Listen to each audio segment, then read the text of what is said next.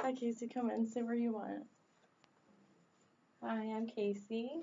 Hi, I'm Jessica. I'm your social service worker today. Nice to meet you. How are you today? I'm a little nervous. I've never done this before. Okay, so before we get into any details or anything, we're just going to go over a simple confidentiality form.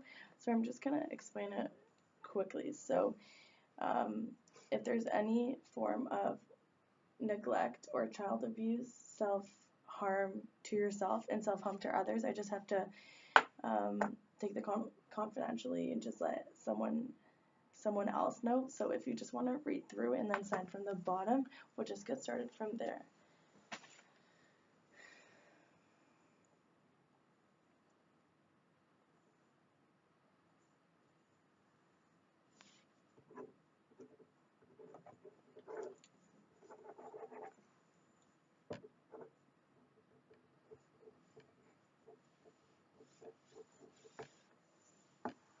Okay, thank you. And did you have any questions? No, I don't think so. Okay, so right before we just get started, I'm just going to talk about boundaries. So it's social service worker to a client, nothing more,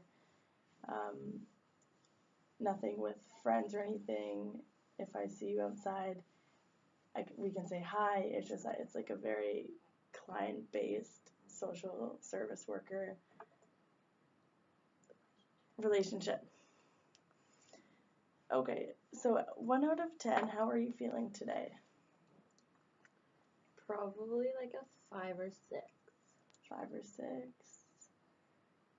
Are you always feeling 5 or 6, or does it vary between the days? It just depends on the day. Depends on the day. Okay. Well, I thank you for coming out today. It must have been hard for someone to talk to someone when you don't want to talk to someone. So just thank you so much for coming out today. Is there any emotions you're feeling today?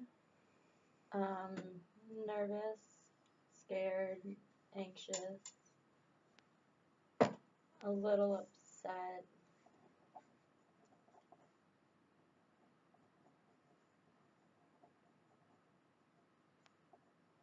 Okay, well, we're just going to focus on the positives. Anxious can be in a positive or negative way. It's always nerve-wracking to talk to someone about your life that you've never known or anything. So what are your major concerns? My main concern is about my daughter. Your daughter, okay. And how old is your daughter?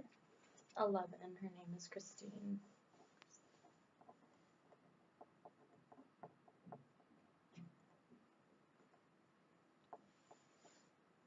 And is there any challenges that you face having an 11-year-old?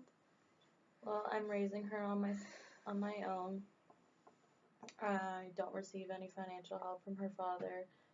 She hasn't seen her father in years. I haven't talked to her father in years, so I'm just basically doing it all by myself. So going back what you said that you don't get financial help from Christine's father. Is that a choice, or you just don't talk to him? I don't want to feel like I depend on him. I want to be independent. I want to be able to do this by myself. We don't get along at all, so I don't want to have a reason that I need to talk to him. Okay, and how is that working out, not getting support from Christine's father? I mean, we do okay. I'm able to provide the basic necessities for our everyday lives, like food, clothing, my monthly apartment rent. But it makes me upset because I can't provide. Like, I wanted her to have a better life than I did. Growing up, I had only just ever had like the basic necessities. I never got to be able to do anything else or have these other cool things that all my friends had, and I want to be able to do that for her. Okay, so I'm feeling that you're feeling upset that you can't give her everything that you wanted as a child. So I see that you're trying your hardest. And you said that you lived in an apartment Yeah. for rent? Yeah. Where is that? It is just on Applewood Street. Okay. And who lives in the household? It is just me and my daughter. Your daughter. Okay.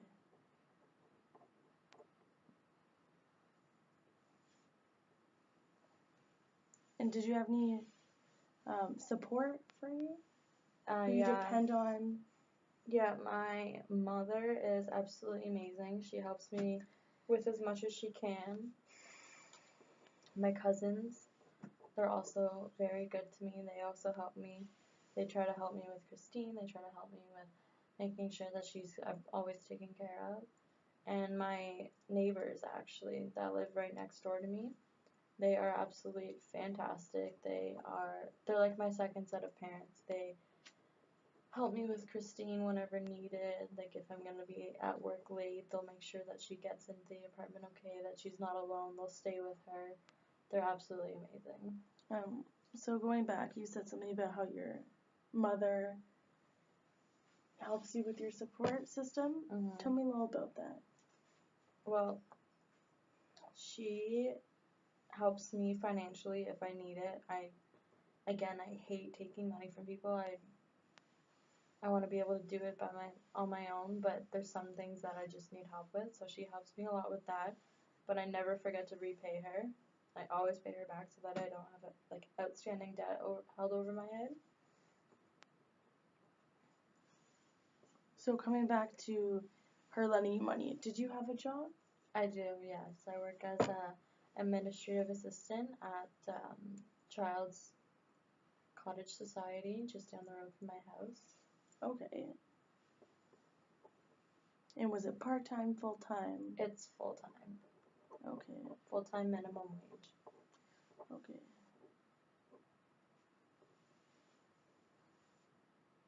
And how was the transportation system like? Walking, busing, driving? Well, I have my license. I have my full G license, but I am unable to afford a car. So I walk to work because it's right down the street. And then my daughter and I bus whenever needed if we ever needed to go somewhere that's too far to walk.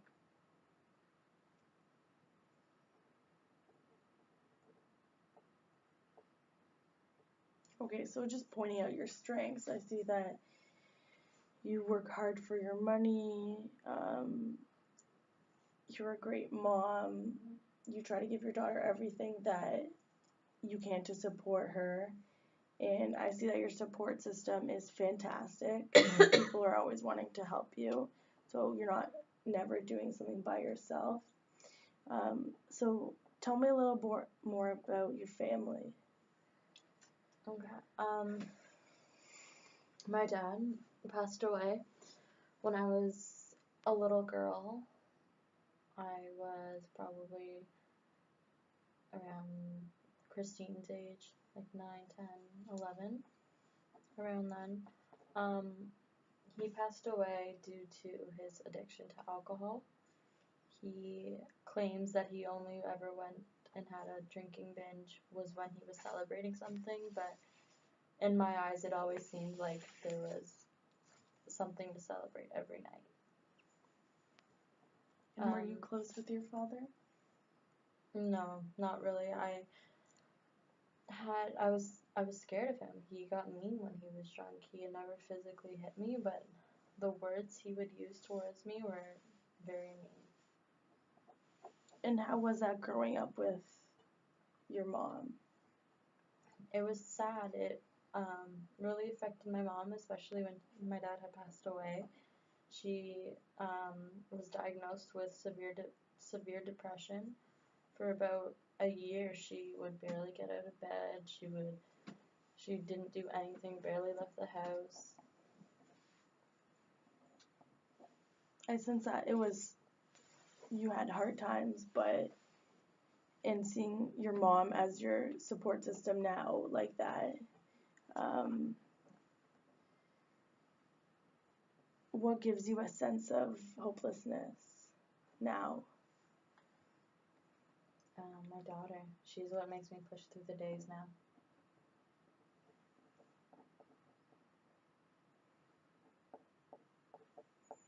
Okay, so we're just gonna do a little activity. So it's called a critical events timeline. So I'm just gonna give you a couple minutes, and you can just fill it out. We can just go over it if you have any questions. Okay, so you would just write your name at the top, so Casey, and then you would go down and write either positive or negative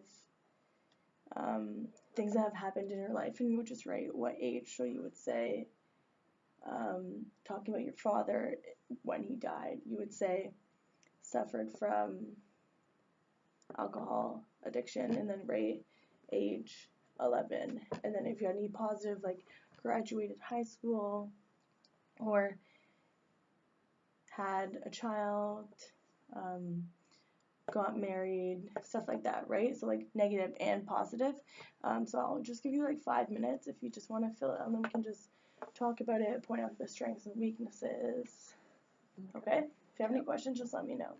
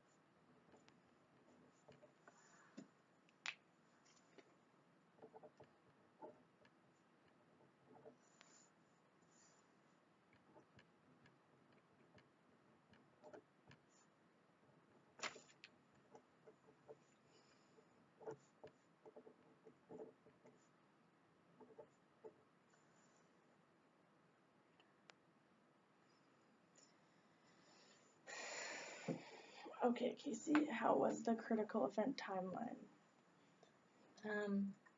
It was a little bit hard because I don't really like looking back on my past experiences because a lot of them weren't positive experiences. So I don't normally try to think about them. Okay, well, I thank you for writing down everything that you could. Just pointing out that it is hard to write down things that you don't want to remember. However, hopefully we can just move past this and you become stronger. And we're just going to look at this right now. Okay, so we have birth, age 0, father's death, age 10, employed at job as part-time, age 15. Where were you employed? In the same place I'm at now, the Children's Cottage Society. Okay. Graduated high school, age 17. First abusive relationship, age 17. If at any point in the session you feel uncomfortable answering any questions, just let me know and we can just move forward from that.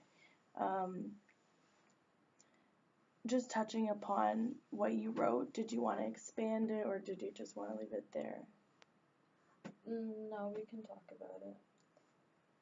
Okay, so it says that you were age 17 abused in your relationship. Yeah, it was my first real boyfriend, if you want to say, Okay. Teenage love kind of thing. So, he had total control over me basically, but I was so madly in love with him, well, I thought I was at the time anyway, that I would do anything for him and I would let him do anything to me. Like, he was very physically, verbally, and sexually abusive. And how long did you guys date for? Quite a few years. That's actually Christine's father. So I don't think we ended it until I was about 22. 22, So it's okay. like 5 years. And looking back on it now, do you feel like you're happy he's out of your life, sad? I'm happy. I don't regret him 100% because I did get my daughter out of it, which I am thankful for every day. She's the reason why I ended it and why I didn't end up in a ditch on the side of the road because he had killed me. I did it for her. I got out of the relationship for her because I wanted better for her.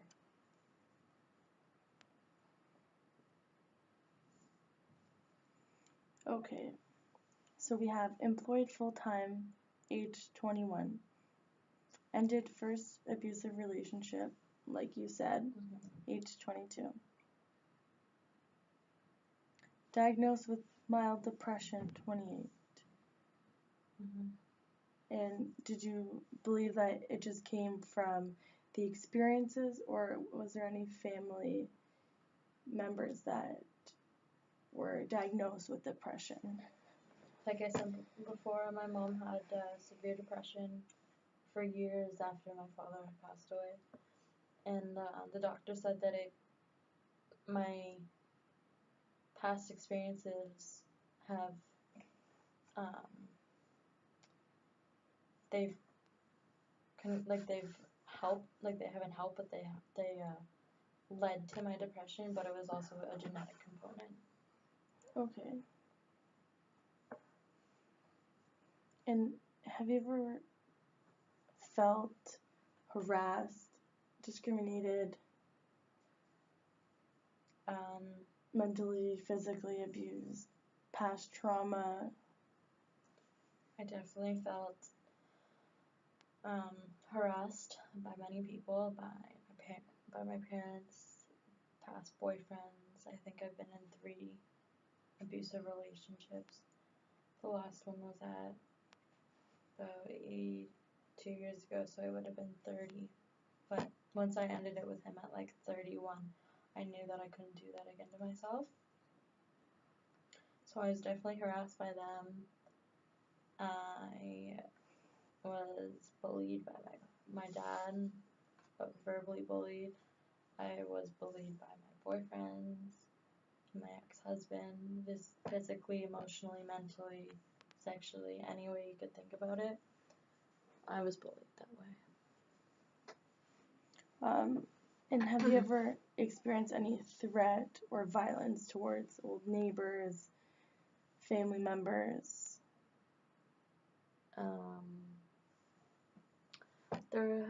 There wasn't any like verbal threats put towards me, but I was always concerned about violence in my life.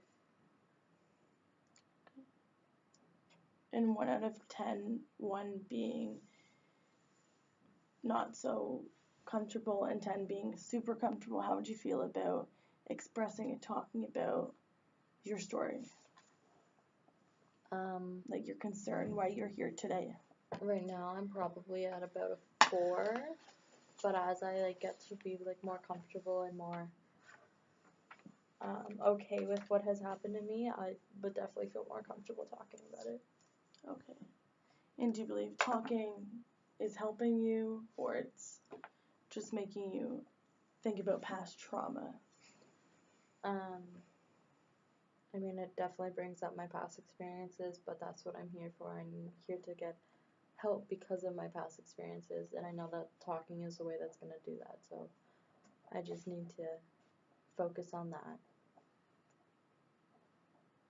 Okay, well, I thank you again for coming in. Just paraphrasing what you said, that talking leads to solutions that will end up getting help. And who referred you to come talk to someone about your situation, problem, concerns? It was actually my mother. She suggested that I come in and talk to someone because my daughter, she is at that age where she sees everything. She wants to be just like mommy. She always, like, I'll find her snooping around my closet, trying on my clothes, wearing my shoes around the house because she sees that's what I do. She wants to do the same thing, right? So I don't want her to see like what kind of relationships I've been in because I want better for her. I don't. She doesn't need to go through that. I want her to find someone that loves her unconditionally, is always going to take care of her, is never going to hurt her. So that I basically just want to be a better role model for my daughter. And if I don't do it now, I probably never will. So you said about the apartment and how like your mom would help you. Was there anywhere else you lived besides the apartment? Any institutions or organizations you were a part of? Yeah, myself and my daughter lived in a women's shelter for about a month after I had left her father because I had no money saved up because he always took all my money. Okay. During that time, we would go to food banks, we would go to thrift stores, I would do as much as I could for her with as little money as I had. Okay.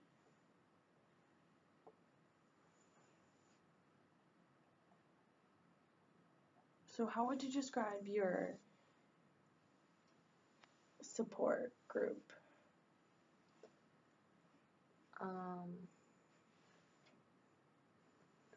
Like my support system? Yeah. They